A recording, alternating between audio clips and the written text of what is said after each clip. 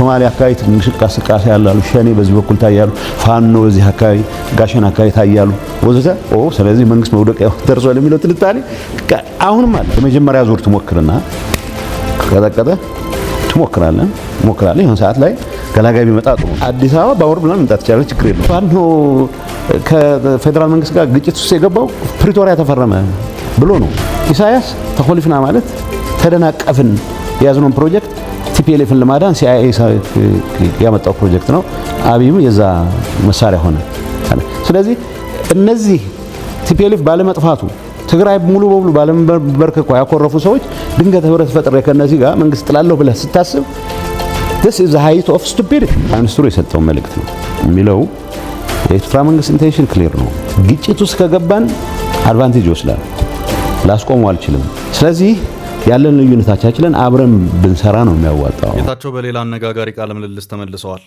በመግቢያችን ላይ ተከታተላችሁት የጠቅላይ ሚኒስትሩ አማካሪና የትግራይ ክልል ጊዜያዊ አስተዳደር የቀድሞ ፕሬዝዳንት አቶ ጌታቸው ረዳ አዲስ ቃለ ምልልስን ነው ጌታቸው በዚሁ ቃለ ምልልሳቸው ህወሓት ኤርትራ ፋኖ እንዲሁም የተለያዩ አነጋጋሪ ጉዳዮችን አንስተዋል ጠቅላይ ሚኒስትር አብይ አህመድ ጦርነት ውስጥ ከገባን ሻዕቢያ ይጠቀምብናል ሲሉ አስጠንቅቀውን ነበር ሲሉ ጌታቸው ተናግረዋል ህወሓትን ማዳን የሲአይኤ ፕሮጀክት ነው ጠቅላይ ሚኒስትር አብይ አህመድም የዛ መሳሪያ ሆኑ በሚል ኢሳያስ ቂም ይዘዋል ሲሉ አቶ ጌታቸው ረዳ ተናግረዋል ዝርዝሩን ከጥንቅራችን ይሰማሉ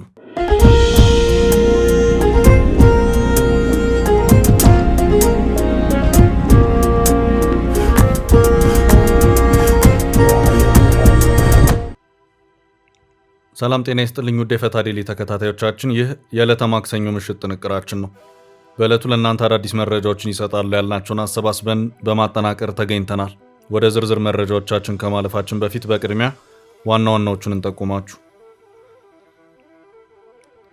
ከፍተኛ ባለስልጣኑ የፋኖ አመራሩን በስልክ ማነጋገራቸው ተሰምቷል ስልኩ የተደወለው ለፋኖ አመራሩ ዘመነ ካሴ ነው ከፍተኛ ባለስልጣኑ ዘመነ ካሴ ጋር እንደደወሉና እሱንም መያዝ አስቸጋሪ እንደሆነ ገልጸዋል ዝርዝሩን ይሰሙታል ከ30 ዓመታት በላይ እውቅናን ስትናፍቅ የነበረችው ሶማሌላንድ በእስራኤል በኩል ከሰሞኑ ምኞቷ ተሳክቷል ታዲያ ከቀጠናው ሀገራትና ኃይሎች እንዲሁም ከአረብ ሀገራቱ የመጣውን ቁጣና ተቃውሞ ተከትሎ በእውቅናው ስምምነት ጉዳይ ሶማሌላንድ መረጃ ሰጥታለች ሶማሌላንድ ለእውቅናው መልስ የጦር ሰፈር ለእስራኤል ለመስጠት አልተስማማም ስትል ነው የተናገረችው መረጃው ዝርዝር አለው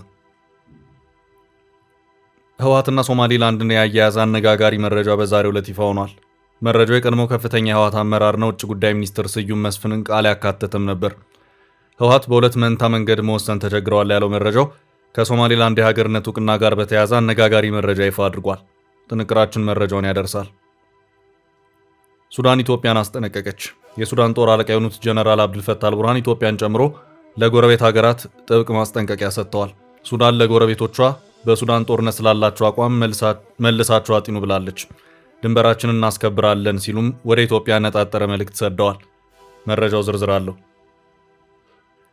የኢትዮጵያ ብሔራዊ ባንክ በዛሬው ዕለት ይፋ ባደረገው አዲስ መግለጫው በህገወጥ የውጭ ምንዛሪ አስተላላፊዎች በኩል የውጭ ምንዛሪን የሚቀበሉ ሰዎችን ተጠያቂ ያደርጋሉ እርምጃም መውሰድ ጀምሬያለሁ ልታውቁት ይገባል ሲል በጥብቅ አስጠንቅቋል በእኔ በኩል ፍቃድ የላቸውም ያላቸውን የገንዘብ አስተላላፊ ድርጅቶችንም በስም ጠቅሶ የዘረዘረበት ሁኔታም ታይቷል ህጋዊ ገንዘብ አስተላላፊዎች ናቸው ያላቸውንም ለይታችሁ ማወቅ ይገባቸዋልም ሲል አክሏል መግለጫውን በዋቢነት ይዘን መረጃውን የምናደርስ ይሆናል እስከ ፍጻሜው አብራችሁን ቆዩ የምንለቃቸው ለታይ ትኩስ ዜናዎች እንዲደርሷችሁ ላይክ ሼር ሰብስክራይብ ማድረግ እንዳትረሱ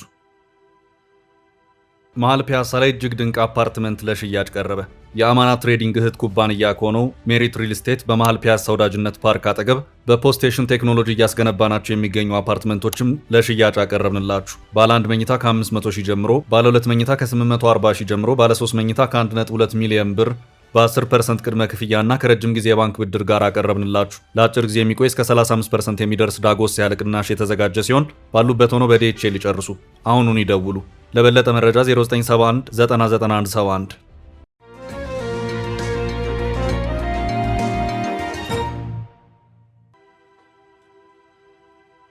ኢሳያስ ይጠቀምብናል ኋላ ላስቆሙ አልችልም ጌታቸው ስለ ጠቅላዩ የጠቅላይ ሚኒስትሩ አማካሪና የትግራይ ክልል ጊዜያዊ አስተዳደር የቀድሞ ፕሬዝዳንት አቶ ጌታቸው ረዳ በሌላ ቃለ ምልልስ ተመልሰዋል ጌታቸው በዚሁ ቃለ ምልልሳቸው ህወሓት ኤርትራ ፋኖ እንዲሁም የተለያዩ አነጋጋሪ ጉዳዮችን አንስተዋል ጠቅላይ ሚኒስትር አብይ አህመድ ጦርነት ውስጥ ከገባን ሻዕቢያ ይጠቀምብናል ሲሉ አስጠንቅቀውን ነበር ሲሉ ጌታቸው ተናግረዋል። ጌታቸው ይህን የተናገሩት ከኤንቢሲ ጊዜ ግስ ጋር ባደረጉት ቃለ ምልልስ ላይ ነው። የቃለ ምልልሱ ቅንጭብ ቪዲዮን በይፋዊ ትስስር ገጹ ያጋራው ቴሌቪዥን ጣቢያው 5 ደቂቃ ርዝማኔ ያለው ቪዲዮ ከወዲሁ ከፍተኛ ትኩረት አግኝቷል። አቶ ጌታቸው ረዳ ጦርነቱን በተመለከተ በሰጡት ማብራሪያ ህወሓት አዲስ አበባ እንገባለን በሚል ቅዠት ወደ ውጊያ ገብተዋል ሲሉ ተደምጠዋል። የአብደት አሁንም አልተሻሻለም ያሉት የጠቅላይ ሚኒስትሩ አማካሪ ሶማሊያ አካባቢ ትንሽ እንቅስቃሴ አለ፣ ሸኔ በዚህ በኩል ታየ፣ ፋኖ ጋሸና አካባቢ ታየ፣ ስለዚህ መንግስት አበቃለት ይላሉ ሲሉ አብራርተዋል። ጌታቸው የህወሓትን አካሄድ በተመለከተ ከግል ባህሪያቸው በመነሳት ማብራሪያ የሰጡ ሲሆን ልጅ እያለሁ እልህኛ ነበርኩ፣ ከአቅሜ በላይ ግዙፍ ሰው ቢመታኝ እየተነሳው ታገለዋለሁ ሲሉ ገልጸዋል። ደጋግሞ ከመታኝ ግን አገላጋይ መፈለግ ነው ያለው አማራጭ ሲሉ ጠቅሰው አሁንም እየሆነ ያለው ይህ ነው፣ ስንቴ እስክትመታ ነው፣ ስንት ሰው እስኪጨረስ ነው የሚጠበቀው፣ አሁንም አጋር እየፈለገ ወደ ውጊያ እንግባ ማለት ጤነኝነት አይደለም ሲሉ ወቅሰዋል። ስብስብ እየፈለገ ወደ አዲስ አበባ እንመለስ ማለት ያስተዛዝባል ያሉት ጌታቸው አዲስ አበባ በአውሮፕላን መምጣት ይቻላል ሲሉ ተደምጠዋል። ጌታቸው ወደ ሰላም መምጣት በሐሳብ ከመስማማት ጋር ብቻ የተያዘ አለመሆኑን በመጥቀስም ሰላም የተሻለ በመሆኑ ብቻ ሊመረጥ እንደሚገባውም ጠቁመዋል። ፋኖና የኤርትራ መንግስት የፕሪቶሪያ ስምምነት ለምን ተፈረመ ብለው ነው ፌዴራል መንግስት ላይ የተነሱት ያሉት የጠቅላይ ሚኒስትሩ አማካሪ ይህንንም ሲያስረዱ ህወሓትን የማዳን እቅዳችን ተደናቅፏል ሲሉ የኤርትራው ፕሬዝዳንት ኢሳያስ አፈወርቂ መነሳታቸውን አመልክተዋል። ጉዳዩንም ከአሜሪካና ሲአይኤ ጋር በማያያዝ ማብራሪያ ሰጥተውበታል። ህወሓትን ማዳን የሲአይኤ ፕሮጀክት ነው፣ ጠቅላይ ሚኒስትር አብይ አህመድም የዛ መሳሪያ ሆኑ በሚል ኢሳያስ ቂም ይዘዋል ሲሉ አቶ ጌታቸው ረዳ አመልክተዋል። ህወሓት ባለመጥፋቱ ትግራይ ሙሉ በሙሉ ባለመንበርከኩ ያኮረፉ ሰዎች ድንገት ህብረት ፈጥሬ መንግስት ጥላለሁ ብሎ ማሰባቸው ግብዝነት ነው ሲሉ አቶ ጌታቸው ወርፈዋል። የትግራይ ክልል የቀድሞ ፕሬዝዳንትና የጠቅላይ ሚኒስትሩ የምስራቅ አፍሪካ ጉዳዮች አማካሪ አቶ ጌታቸው ረዳ በዚሁ ቃለ ምልልሳቸው ጠቅላይ ሚኒስትር አብይ አህመድ ተናግረውታል ያሉትን መልእክትም አንስተዋል። ጌታቸው ጠቅላይ ሚኒስትር አብይ አህመድ ህወሓትን አስጠንቅቀው ነበር። ጦርነት ውስጥ ከገባን የኤርትራው ፕሬዝዳንት ይጠቀምበታል፣ ላስቆመው አልችልም ሲሉ አስጠንቅቀው ነበር ሲሉ ተናግረዋል። ጠቅላይ ሚኒስትሩ ያለንን ልዩነት አቻችለን አብረን ብንሰራ ነው የሚያዋጣው ሲሉ አሳስበው ነበር ሲሉ አቶ ጌታቸው ረዳ አመልክተዋል። የጠቅላይ ሚኒስትሩ የምስራቅ አፍሪካ ጉዳዮች አማካሪ አቶ ጌታቸው ረዳ የትግራይ ጄኖሳይድ ጥናት ዶክመንት እጃቸው ላይ መሆኑን በማንሳትም 76 በመቶ የሚሆነው ወንጀል በኤርትራ ወታደሮች መፈጸሙን ገልጸዋል። ትግራይ ላይ ያልተረባረበ የለም ያሉት የጠቅላይ ሚኒስትሩ አማካሪ ፋኖም በዚህ ተወቃሽ መሆኑን ጠቅሰዋል። ጌታቸው የፕሪቶሪያ ስምምነትንም በተመለከተ ባነሱት ሀሳብ ላይም የህወሓት ከፍተኛ አመራሮች ውሉን እንኳን አላነበቡትም ሲሉ ተችተዋል። በቅርብ ያጋሩትን መልእክትን በማስታወስ ደብረጽዮን ልንጠፋ ነው አንድ ነገር አድርግ ነው ሲለኝ የነበረው ሲሉ ተደምጠዋል። ይህ በእንዲህ እንዳለ ጌታቸው ረዳ ከዚህ ቀደም ከአልጀዚራ ጋር ባደረጉት ቃለ ምልልስ በስፋት ሲያነጋግሩ እንደነበር ይታወሳል። አቶ ጌታቸው በነገው ዕለት ምሽት 2 ሰዓት ተኩል እንደሚተላለፍ ቀጠሮ የተያዘለት ቃለ ምልልስ ከወዲሁ ከፍተኛ ትኩረት ስቧል።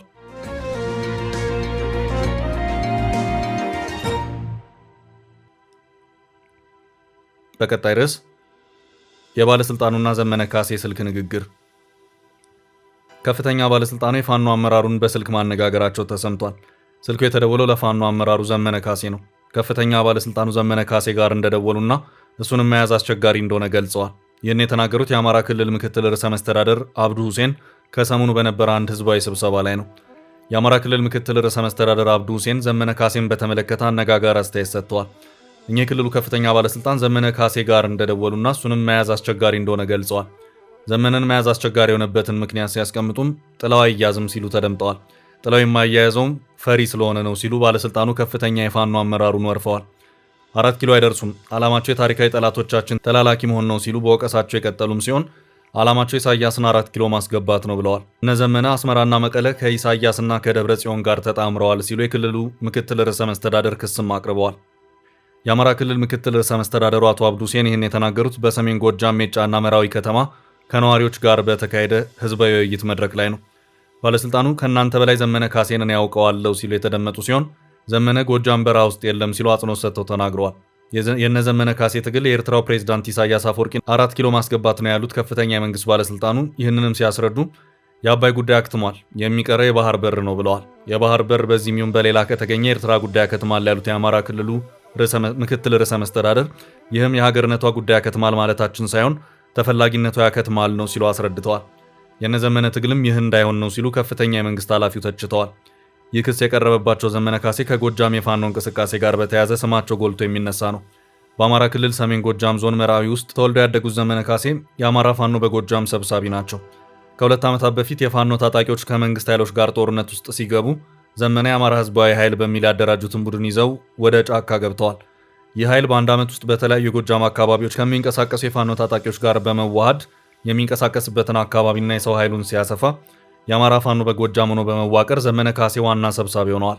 የትግራይ ጦርነት ማብቃትን ተከትሎ የፌዴራል መንግስቱ በአማራ ክልል ውስጥ ያሉትን የታጠቁ ኃይሎች ትጥቅ ለማስፈታትና የክልሉን ልዩ ኃይል ለመበተን መወሰኑን ተከትሎ የተቀሰቀሰው ግጭት ክልሉን ቀውስ ውስጥ ካስገባ 2 ዓመታት ተሻግሯል። የመንግስቱን ውሳኔ ተቃዋሚ ልዩ ኃይል አባላትና የፋኖ ኃይሎች ከ2 ዓመታት በፊት ያደረጉት እንቅስቃሴ ያልተጠበቀ ሁኔታን ፈጥሮ ነበር። በዚህም የክልሉ አስተዳደር ታጣቂው ኃይል ከአቅሙ በላይ መሆኑን በመግለጽ የፌዴራል መንግስቱን ጣልቃ እንዲገባ መጠየቁ ይታወሳል። ይህ በአማራ ክልል በመንግስትና በፋኖ ታጣቂዎች መካከል የሚካሄደው ግጭት ከጀመረ 2 ዓመታት ሆኖታል። የፌዴራል መንግስቱ የፋኖ ኃይሎችን ለመቆጣጠር 10 ወራት የቆየ አስቸኳይ ጊዜ አዋጅ ደንግጎ ሰራዊቱን አሰማርቶ ቆይቷል። የፋኖ ኃይሎችም አደረጃጀታቸውን በበርካታ የክልሉ አካባቢዎች በማስፋት በተለያዩ አካባቢዎች የየራሳቸውን አደረጃጀት በመፍጠር ከመንግስት ኃይሎች ጋር ከባድ የሚባሉ ወታደራዊ ግጭቶችን እያካሄዱ ይገኛሉ።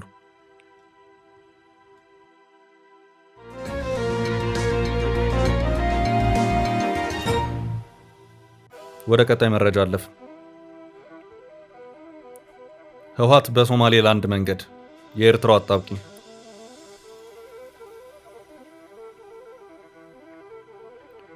ህወሓትና ሶማሌላንድን የያዘ አነጋጋሪ መረጃ በዛሬው ዕለት ይፋ ሆኗል። መረጃው የቀድሞ ከፍተኛ የህወሓት አመራርና የውጭ ጉዳይ ሚኒስትር ስዩም መስፍንን ቃል ያካተተም ነው።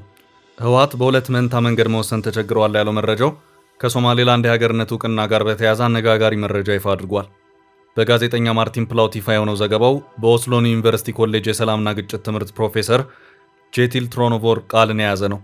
በአፍሪካ ቀንድ ፖለቲካ ጉዳዮች ስማቸው የሚነሳው ተመራማሪው ኪጄትል ትሮኖቮል ስዩም መስፍንን የኢትዮጵያ ውጭ ጉዳይ ሚኒስትር በነበሩበት ጊዜም ሆነ ከዚያ በኋላ በተለያዩ አጋጣሚዎች የመገናኘት ዕድል አግኝተው ማናገራቸውን ገልጸዋል።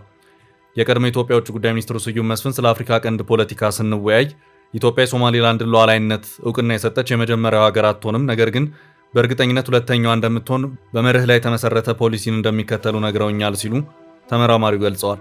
ጠቅላይ ሚኒስትር መለስ ዜናዊም ይህንኑ በህዝብ መግለጫ አረጋግጠዋል ሲሉ ተመራማሪው አጽንኦት ሰጥተዋል። የሶማሌላንድ ጎረቤት ሀገር እንደመሆኗ የክፍለ አህጉሩና የአፍሪካ ህብረት አስተናጋጅ ሀገር እንደመሆኗ ኢትዮጵያ ለሶማሌላንድ ዓለም አቀፍ እውቅና በሩን በመክፈት የመጀመሪያው ሀገር መሆኗ ፖለቲካዊ ተቃውሞና ጫናው ከፍ ስለሚል የመጀመሪያው ሀገር እንደማትሆን ነው ፕሮፌሰር ኪጄቲል ትሮኖቮር የገለጹት። የህወሓት በሶማሌላንድ የሉዓላዊነት መብት ላይ ያለው አቋም በርዕዮተ ዓለም የተደገፈና በህዝቦች የራስን ዕድል በራስ የመወሰን መብት ላይ ያላቸውን ጽኑ አቋም ያንጸባርቃል፣ እንዲሁም ከዲፕሎማሲያዊ ባህሪና ተጨባጭ ሁኔታ ጋር የተጣጣመ ነው ያሉት ፕሮፌሰሩ እስራኤል ለሶማሌላንድ ሉዓላዊነት እውቅና መስጠቷ ህወሓት ለዚህ እርምጃ የድጋፍ መግለጫ እንዲያወጣ ሊያነሳሳው ይገባ ነበር። ነገር ግን ህወሓት በጉዳዩ ላይ ጸጥታን መርጧል። ለምን ሲሉም ጥያቄ አስከትለው ምላሽም አያይዘዋል። ፕሮፌሰሩ ይህን ሲያብራሩም የአፍሪካ ቀንድ ጂኦፖለቲካ በፍጥነት እየተለወጠ ነው። መንግስታዊና መንግስታዊ ያልሆኑ ተዋናዮች አዲስ ጂኦፖለቲካዊ ጥምረት እየፈጠሩ ነው። ህወሓትም እድሉን ተጠቅሞ አዲስ ጥምረት ሊፈጥርበት ይችላል ሲሉ ጠቅሰው ነገር ግን ህወሓት በይፋ ለሶማሌላንድ የሀገርነት እውቅና ድጋፉን ከገለጸ በሌላ አቅጣጫ ወቅታዊ አጋሩን የኤርትራን አስተዳደር ማስቀየሙ አይቀሬ መሆኑን ተመራማሪው አመልክተዋል። ህወሓት ከመነሻውም የመገንጠልና የራስን ዕድል በራስ የመወሰን ርዕዮትን ሲያቀነቅን መቆየቱን ያስታውሱት ፕሮፌሰሩ አሁን ላይ ሶማሌላንድ የሀገርነት እውቅናን እንደ ጥሩ ዕድል ቢመለከተው በሌላ ማዕዘን ከኤርትራ ጋር ያኳርፈኛል በሚል ለመወሰን ተቸግረዋል ሲሉ ፕሮፌሰሩ አጽንኦት ሰጥተዋል። የመረጃው ምንጭ ኪጄቲል ትሮኖቮር የኖርዌይ ዜጋ ሲሆኑ የፖለቲካ አንትሮፖሎጂ ባለሙያና በምስራቅ አፍሪካ በተለይ በኢትዮጵያና ኤርትራ ፖለቲካ ጉዳዮች ይታወቃሉ።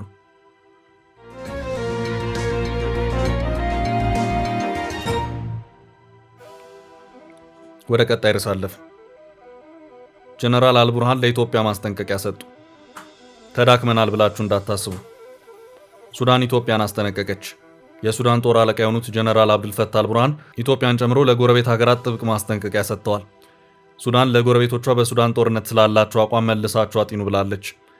ጀነራል አብዱልፈታህ አልቡርሃን ጎረቤቶቻችን ድንበራችንን የመከላከል መብትና አቅም እንዳለ ሊረዱ ይገባል ሲሉ ነው የተደመጡት። አልቡርሃን ይህንን ያሉት ከሰሞኑ ከኢትዮጵያ ድንበር በመነሳት የፈጥኖ ደራሽ ኃይሎች በድንበሯ የብሉ ናይል ግዛት በኩል መጠነ ሰፊ ጥቃት ለማድረስ እየተዘጋጁ መሆኑን የሱዳን ጦር አመራሮች ክስ ካሰሙ በኋላ ነው። የሱዳን ባለስልጣናት በሳምንቱ ለሶስተኛ ጊዜ አዲስ አበባ ፈጥኖ ደራሽ ኃይሎችን በመርዳት ከሰዋል።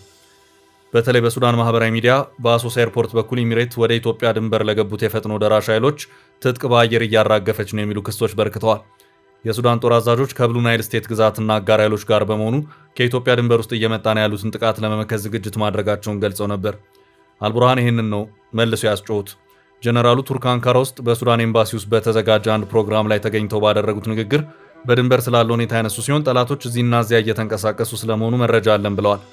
አልቡርሃን አክለውም የትም ቦታ ቢሆኑ እንደርስባቸዋለን፣ የሱዳን ሀገረ መንግስት ተዳክሟል ብሎ የሚያስብ ማንም ካለ ይጠንቀቅ ብለዋል። ሱዳን ጎረቤቶቿን አታጠቃም፣ ለጎረቤቶቿ ጠላት ሆና አታውቅም። ጎረቤቶቻችን ከአጥቂዎቻችን ጋር ካበሩ ግን ድንበራችንን አገራችንን የማስከበር መብት አለን፣ እናስከብራለን ሲሉ አስጠንቅቀዋል። አልቡርሃን ቋድስ የሚሰኙ ሀገራት ለሱዳን ሰላም የሚያደርጉትን ትብብርም ሱዳን የማትቀበል መሆኗን ግልጽ አድርገዋል። ሱዳን አሜሪካን፣ ሳውዲ አረቢያንና ግብፅን የፈጥኖ ደራሽን የምታስታጥቋን የተባበሩት አረብ ኤምሬትን እንዲያናገሩለት መጠየቋን ገልጸው ሆኖም ኤምሬት ያለችበት ስብስብ ስለ ሱዳን ሰላም ሊናገር አይችልም ብለዋል። ከዓመት በፊት ከኤምሬት ፕሬዝዳንት መሐመድ ቢን ዛይድ ጋር በስልክ መነጋገራቸውን ያስታወሱት አልቡርሃን ቢን ዛይድ ነገሮች እንደሚሻሻሉ ቃል ገብቶ እንደነበር ገልጸዋል። ከሰሞኑ ደግሞ የሱዳን ተወካዮች የውጭ ጉዳይ ሚኒስቴርና የወታደራዊ አመራሮችን ጨምሮ በዋሽንግተን ከኤምሬት ተወካዮች ቡድንና ከቋድ ባለስልጣናት ጋር መነጋገራቸውን አልቡርሃን ገልጸዋል። ኤምሬቶች ቅሬታችንን መልስ ሳይሰጡ ሰምተውናል፣ ተስፋ አድርገን ነበር። ሆኖም ከንግግሩ መልስ ኤምሬት መሬት ላይ የምታደርገውን እንቅስቃሴ አጠናክራ ቀጥላበታለች። ስለዚህ ኤምሬት በሱዳን የሰላም ሂደት ቦታ ሊኖራት አይችልም ብለዋል። ሱዳን የሳውዲ አረቢያን የግብፅና የአሜሪካን ፍላጎት እንደምታምን ግን ገልጸዋል። ለአሜሪካው ፕሬዝዳንትም የተናገሩትን ጀነራሉ ኤምባሲ ውስጥ ላሉ ያጋሩ ሲሆን ትራምፕ የሰላም ሰው መሆን ከፈለጉ የሱዳንን ጉዳይ ስራዬ ብለው በራስዎት የያዙት ብያቸዋለሁ ብለዋል። ጉዳዩን ከሱዳኖች እይታ አንጻር እንዲመለከቱትም አስረድቻቸዋለሁ ሲሉ መናገራቸውን የሱዳን ትሪቢዩን ዘገባ አክሏል። አልቡርሃን በሱዳን ሰላም ለማምጣት የቱርኩ ፕሬዝዳንት ኤርዶጋንም እጃቸውን እንዲያስገቡ መጠየቃቸውን ይፋ አድርገዋል። አልቡርሃን አሁንም የድርድር አቋማቸውን ያልቀይሩ ሲሆን ፈጥኖ ደራሽ ኃይሎች ትጥቅ እንዲፈቱና ከተቆጣጠራቸው አካባቢዎች ለቀው መውጣት አለባቸው ብለዋል።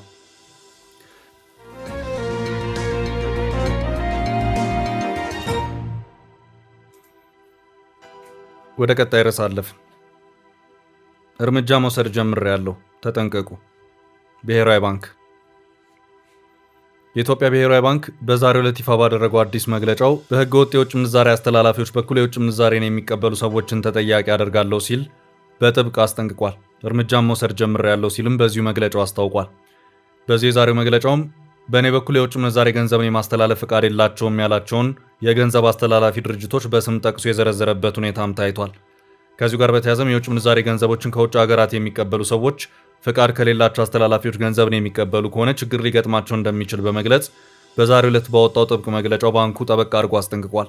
ይኸው በዛሬው ዕለት በባንኩ በኩል የወጣው መግለጫ የኢትዮጵያ ብሔራዊ ባንክ ፍቃድ የሌላቸው ገንዘብ አስተላላፊ ድርጅቶችንና ሌሎች ህገወጥ የሐዋላ አስተላላፊዎችን መጠቀም በሀገሪቱ ሕግ የተከለከለ ሲሆን በሀገር ውስጥ ያሉ የህገወጥ ሐዋላ ተቀባዮችም ላይ ችግር ያስከትላል ሲልም ጥብቅ ማሳሰቢያውን ሰጥቷል። የኢትዮጵያ ብሔራዊ ባንክ በህግ በተሰጠው ስልጣን መሰረት ፍቃድ በሌላቸው የገንዘብ አስተላላፊ ድርጅቶች ላይ ብቻ ሳይሆን በሀገር ውስጥ ህገወጥ የውጭ ምንዛሬ ተቀባዮች ላይም እርምጃ እየወሰደ ነው ያለው መግለጫው። በዚህ ሂደት ከውጭ የሐዋላ ገንዘብ የሚልኩላቸውን የቤተሰብ አባላትና ወዳጆችን ካላስፈላጊ እንግልትና የአገልግሎት መስተጓጎል ለመጠበቅ ውጭ የምትኖሩ ዜጎችና የኢትዮጵያ ዲያስፖራ አባላት ፍቃድ ያላቸውን ተቋማት ብቻ እንድትጠቀሙ የኢትዮጵያ ብሔራዊ ባንክ አጥብቆ ያሳስባል ሲልም አስታውቋል። ባንኩ በገንዘብ ማዘዋወር ሂደት ውስጥ ህገወጥ ናቸው ያላቸውንም የገንዘብ አስተላላፊዎች በስም ዘርዝሮም ይፋ አድርጓል።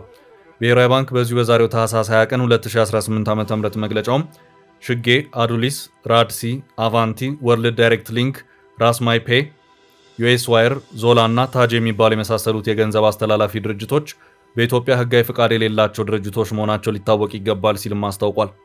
የኢትዮጵያ ብሔራዊ ባንክ አክሎም ፍቃድ የተሰጣቸው የገንዘብ አስተላላፊ ድርጅቶች ስም ዝርዝርን በተመለከተ በድረገጼ ላይ መመልከት ትችላላችሁ ሲልም ማሳሰቢያውን ሰጥቷል። ውድ ቤተሰቦቻችን ለዛሬ ያዝንላችሁ ርዕሰ ጉዳዮች እዚህ ላይ ቋጨን።